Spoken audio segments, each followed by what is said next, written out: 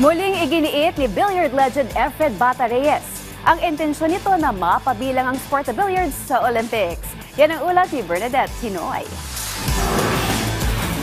Sa mundo ng palakasan, isa ang sport na billiards na laging inaabangan ng mga tagahanga kung saan itinuturing ding greatest pool player of all time ang Pinoy billiard legend na si Efren Bata Reyes. Sa edad na 70, aktibo pa rin sa mga pool matches ang tinaguriang The Magician at iginiit ang intensyong mapabilang ang nasabing sport sa Olimpiada.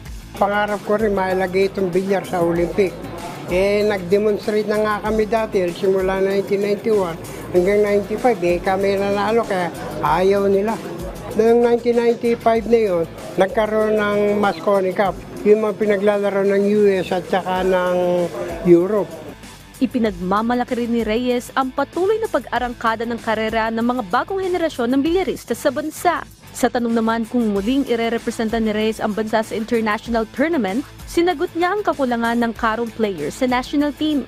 Halos lahat ng mga karong player namin, wala na, namatay na lahat, wala nang ibang. Yung mga bata naman ayaw maglaro ng karong. Gusto nila yung pool dahil nandun yung pera kaya wala din sa karong, puro pangmatanda yung yung karong Kaya kung walang player, ako pa rin ang pinipili maglaro, lalo na sa SEA Games, walang ibang player kundi ako lang.